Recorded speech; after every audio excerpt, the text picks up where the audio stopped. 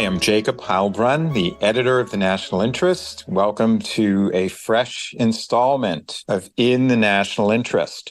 Once again, my guest is none other than Harry J. Kazianis, known as Grecian Formula on X. We will be discussing President Joe Biden's fiery, if not sizzling, State of the Union address last night that caught many observers by surprise as Biden came out swinging from the start, particularly on Ukraine, which he depicted as an issue as central to American foreign policy as confronting Nazi Germany in 1941. Harry, your thoughts?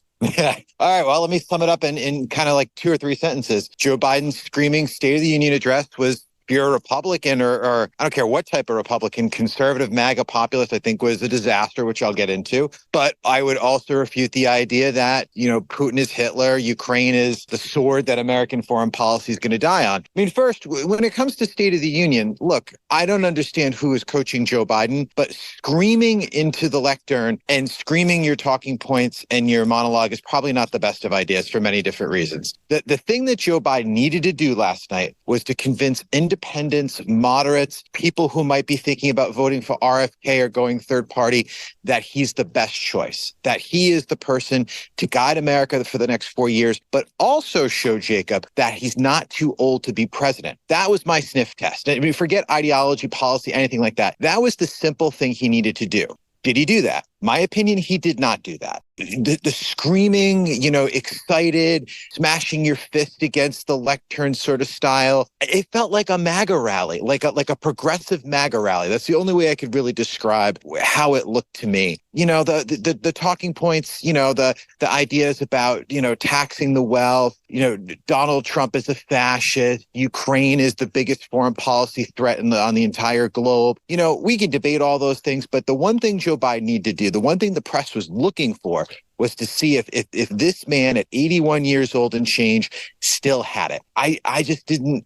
I'm trying to be objective here. I mean, I've had, multiple family members who have had dementia, Alzheimer's. It's a hell of a thing. I have to be honest. And I'm not saying Joe Biden has that, but he definitely has signs of slowing down, of getting older, to be charitable. And he needed to refute that. He needed to show that 3 a.m. when he got that call, and God forbid World War III or something like it looks like it's going to break out, that he can be the man to make those big decisions. And I have to tell you, if we're going to grade him on that one speech last night, Screaming Joe isn't going to get it done. I'm sorry. I flatly disagree, Harry, because he's been depicted as old, senile, and low energy, and he came out firing from the start. And I think that he had no choice but to deliver a stem winder, and that is exactly what he did. Of course, he's not trying to appeal to the MAGA base, because that would be like Trump trying to woo the Democratic base. It's just not going to happen in today's America. But I do think that while there wasn't a great deal of substance, as David Fondrella points out in the Washington Post, to Biden's speech last night, he did demonstrate vigor. He controlled the room. He did not get rattled when he was confronted by Marjorie Taylor Greene or others. He maintained his composure, and he ended, I thought, on a Reagan-esque note of optimism, contrasting himself with Trump, saying that I'm not about retribution. I'm about the future and a better America. I'm in a friendly sort of way, Jacob. I'm just going to say no way. No, absolutely not. If you're looking for a president who's trying to be the healer of the nation, remember, back in 2020, Jacob, that was his pitch to America. I'm a healer. I'm not a divider. I want to build bridges. And he did.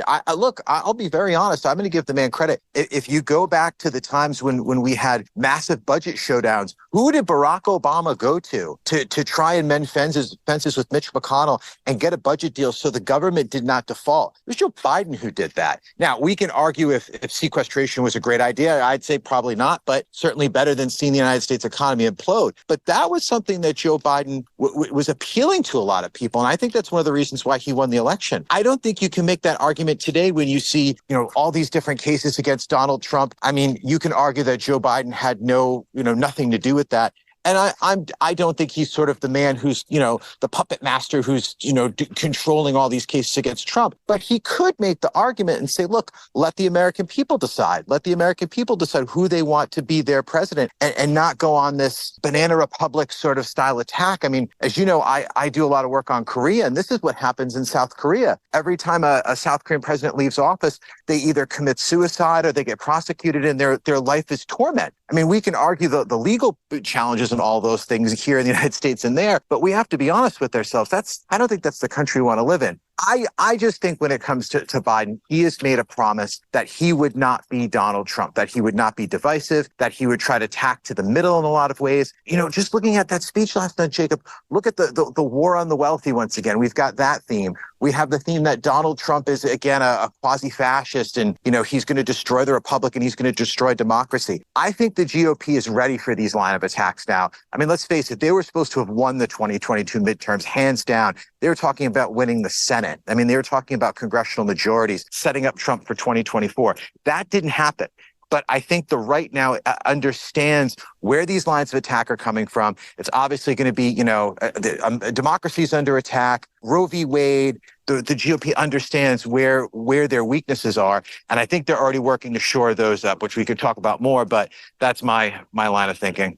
I don't. I think they were caught napping by a vigorous Biden last night and had no coherent response, especially from Katie Britt last night, was an utter disaster. And Biden just has a 275,000 jobs report from the last month. I think he does have some spring in his step. I think the GOP has no answer on the IVF question or on the abortion question. This does not mean, obviously, that Joe Biden is a shoo-in to win re-election. But it's not going to be a replay of the 2020 election. It's not going to be that Biden is going to promise that he can unite the nation, because obviously that at this moment he has failed. If you can lay the failure at his doorstep. I think it's going to be an election in many ways about fear. Each side is going to portray the other as a demagogue and a dictator. I think that's true. I agree with you there. We can argue sort of the economic points. We can argue the policy points. I think it comes down really, Jacob, to just some really basic questions. I mean, who do you trust, sitting in the Oval Office, whether that's Donald Trump or Joe Biden? Both sides have some arguments that they can make. I think for me, just trying with all my best to take off my partisan hat, I think the age question for Joe Biden is a really, really difficult one to solve. And the reason why is he can't solve it. I mean, let's all ask ourselves a very basic question.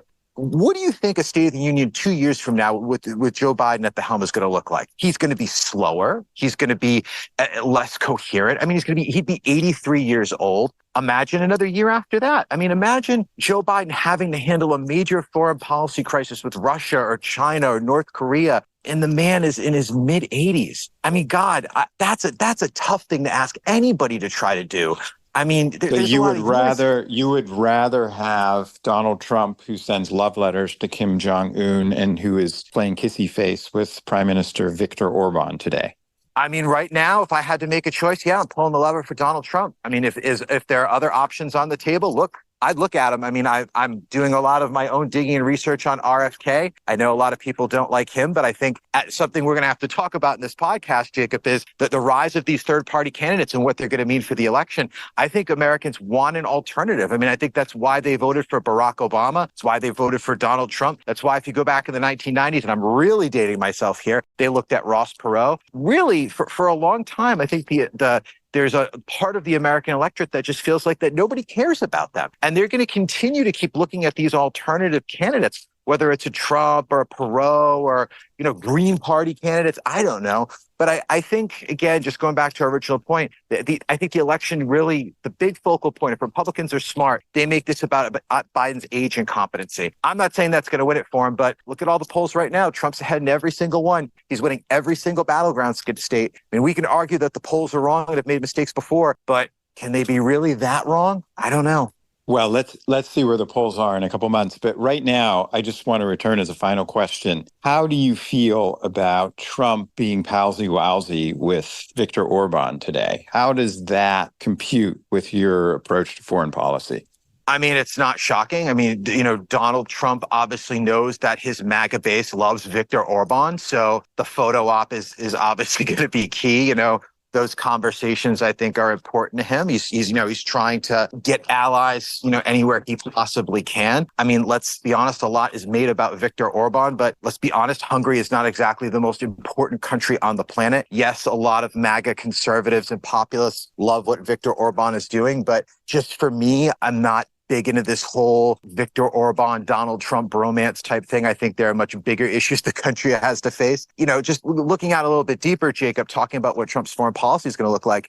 It's going to be very interesting to see if he wins, what he actually does. I mean, talking to friends in Trump land, close policy advisors, it seems like Trump does not want to bring in any of the retread, neocon reborn sort of crowd. I don't think he's going to be looking at people like Tom Cotton or those who have been really, really hardcore neocons in the past who have sort of tried to shapeshift themselves into something different. I think you could see a very different approach to foreign policy. I mean, look at somebody like Bridge Colby, for example, good friend of the national interest, written for us many times. I think that could be somebody that he could tap as national security advisor. You could see somebody like Robert O'Brien, who, yes, has been more hawkish in the past, but it hasn't been wedded to hardcore neoconservative views, could be something like a Secretary of State. So we're going to have to see where it all goes. But I think Trump wants to completely retransform American foreign policy. And, we can argue if that's isolationist or neo-isolationist, but I think the American people understand that America's days as a superpower, while I don't think are ending, have to be recalibrated.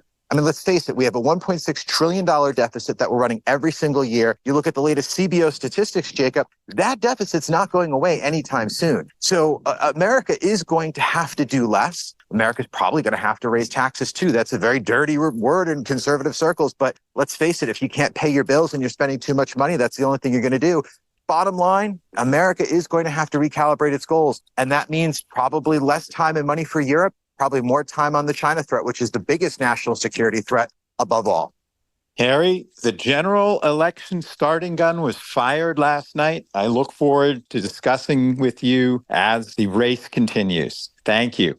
Thanks, my friend.